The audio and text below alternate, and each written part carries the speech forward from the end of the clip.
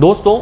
हमारे घर में कई बार ऐसी कंडीशंस डेवलप हो जाती हैं जबकि हमें किसी मेडिसिन की तुरंत ज़रूरत पड़ती है। तो चलिए दोस्तों शुरू करते हैं। सबसे पहले मैं आपको बताता हूं कि यदि किसी व्यक्ति को चोट लगती है, कहीं पे भी कोई चोट लगी हो, वो गिर पड़ा हो या उसके उस सिर पे कोई चीज़ गिर गई हो, या वो खेलते खेलते बच्चा है यदि और वो गिर गया, उसके घुटने में चोट लग गई है, उसके माथे में चोट लग गई है, या इसके अलावा और भी किसी प्रकार का कोई मेंटल शॉक उसको हो गया है, तब उस कंडीशन में जो सबसे अच्छी मेडिसिन है वो आर्निका मानी जाती है। आर्निका मोंटाना इसका पूरा नाम है। इसे 30 पोटेंसी में हमेशा अपने घर पे रखना चाहिए और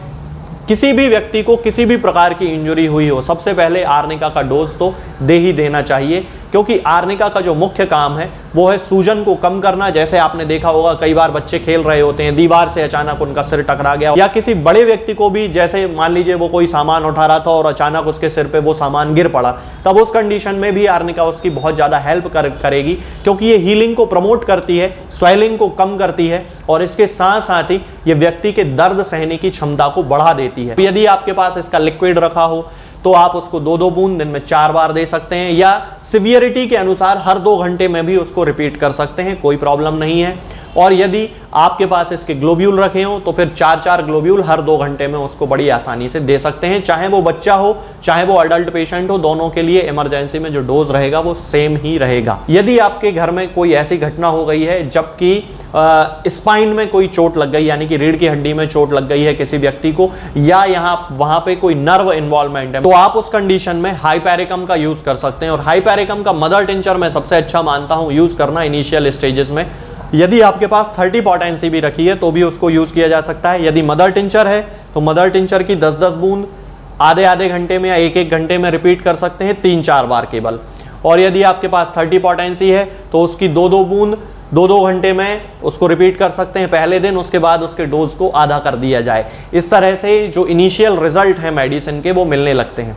अब मान लीजिए कि आपके घर में कहीं कोई लेडी हैं और वो खाना बनाते समय अचानक से उनका हाथ थोड़ा सा जल गया है, या कोई बच्चा है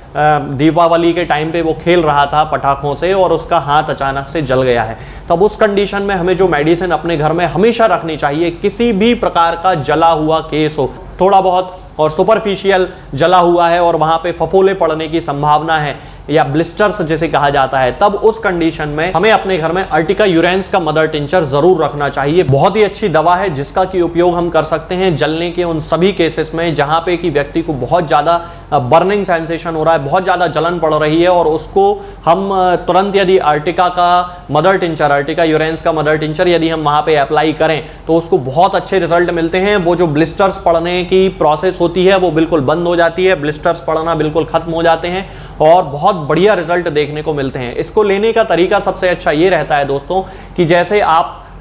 20 बूंद आप पानी ले लीजिए और उसमें 10 बूंद अर्टिका यूरेंस का मदर टिंचर मिला लीजिए, और उस जो आपका लोशन बन गया है उस लोशन को जहां पे भी जल गया है बच्चा या कोई पेशेंट या कोई लेडी है जो वो जो जल गई है उसको वहां पे लोकल एप्लीकेशन के रूप में लगा लीजिए। बहुत अच्छे रिजल्ट मिलेंगे। थोड़ी थोड़ी देर में कॉटन को भिगोया और उससे वहां पे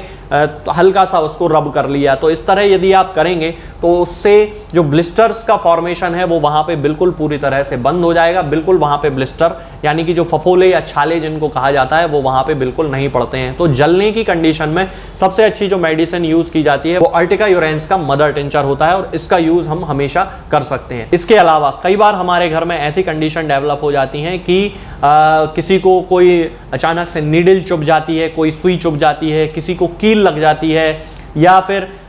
किसी को कोई कीड़ा काट लेता है, तब उन सारी कंडीशंस में हमें अपने घर पे लीडम पाल नाम की जो मेडिसिन है, जैसे कि लीडम पाल्स्चर जिसका पूरा नाम है, वो हमेशा अपने घर पे रखना चाहिए। इसकी 30 पोटेंसी, चाहे वो लिक्विड हो चाहे वो ग्लोब्यूल हो। यदि ग्लोब्यूल हो तो 30 नंबर के ग्लोब्यूल में बनवाएं, सबसे अच्छा रहता है। तो अगर आपके पास लिक्विड है या ग्लोब्यूल है, कुछ भी आप यूज कर सकते हैं, लेकिन लीडम पाल को इन सारी कंडीशंस में यूज कर सकते हैं हम। जबकि व्यक्ति को मान लीजिए कि कोई कील लगा रहा था दीवार में और वहां पे वो जो कील थी वो जो लोहे का जो हिस्सा रहता है वो मान लीजिए उसमें जंग लगी हुई थी और अब वहां पे टिटनेस होने की संभावना है, तो सबसे पहले व्यक्ति टिटनेस का इंजेक्शन लगवाने जाता है। उसके भी पहले यदि आपके घर में लीडम पाल रखी हुई है तो आप लीडम पाल 30 पोटेंसी में उसको हर 2-2 घंटे में 4 बूंद दे दीजिए। आपको बहुत अच्छे रिजल्ट मिलेंगे, जो दर्द हो रहा होगा वो खत्म हो जाएगा। इसके अलावा यदि किसी को किसी जहरीले कीड़े ने काट लिया है, हम सो के उठते हैं तो हम देखते हैं कि अरे यहाँ पे तो बड़ी एकदम से स्वेलिंग टाइप की आ गई और वो जो हिस्सा है बड़ा एकदम कठोर हो गया, एक कड़क टाइप का हिस्सा हो गया और रेडनेस पूरी पे उस हिस्से में डेवलप हो गई और बहुत पेनफुल है। तब उस कंडीशन में हम लीडम पाल का यूज कर सकते हैं। 30 पोटेंसी में 2-2 बूंद हर 2 घंटे में हम दे सकते हैं पहले दिन, उसके बाद 2-2 बूंद दिन में 4 बार और उसके बाद 2-2 बूंद दिन में 3 बार। इस तरह से हम 2-3 दिन इसका यदि यूज कर लेते हैं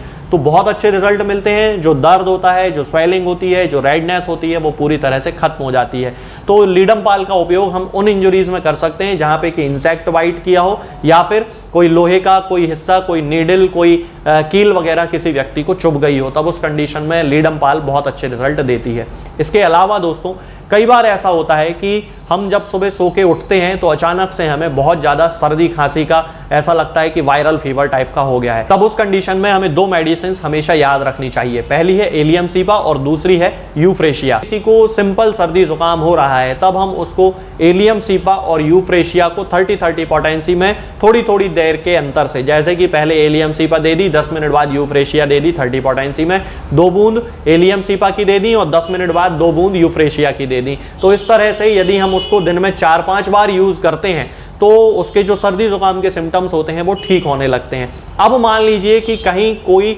बाहर गया था, घूमने गया था, यात्रा पे गया था और वहां पे उसको फूड पॉइजनिंग हो गई है, अचानक से बहुत ज़्यादा उसको पेट में दर्द है, लूज मोशन टाइप के फील हो रहे हैं और उसको बहुत ही ज़्यादा वोमिटिंग हो रही है। तब उस कंडीशन में फूड पॉइजनिंग के सारे साइड इफेक्ट्स को खत्म करने के लिए जो सबसे अच्छी मेडिसिन है वो है आर्सेनिकम एल्बम। इसको हमें 30 पोटेंसी में हमेशा पे रखना चाहिए और इसकी हमें 2-2 बूंद दिन में 4 बार यूज कर लेना चाहिए। इसके अलावा यदि किसी को फूड पॉइजनिंग के कारण डायरिया हो रहा है तो डायरिया के लिए फिर हम B3 ड्रॉप अपने पास रखें और हमेशा अपने घर में B3 ड्रॉप तो रखना ही चाहिए, इसलिए क्योंकि यदि कोई बच्चा भी है और उसे एकदम से लूज मोशन होना स्टार्ट हो गए हैं तो फिर हम उसको B3 ड्रॉप देके और उसके जो लूज मोशन है उसको काफ़ी हद तक बिल्कुल इनिशियल स्टेज में ही कंट्रोल कर लेते हैं, तो ज़्यादा पानी की कमी उसमें नहीं हो पाती है। B3 ड्रॉप को हमें 10-10 बूंद दिन में 3 बार या 4 बार 1 चम्मच पानी में मिला के बच्चा हो या बड़ा दोनों को हम दे सकते हैं, कोई दिक्कत उसमें नहीं होती है।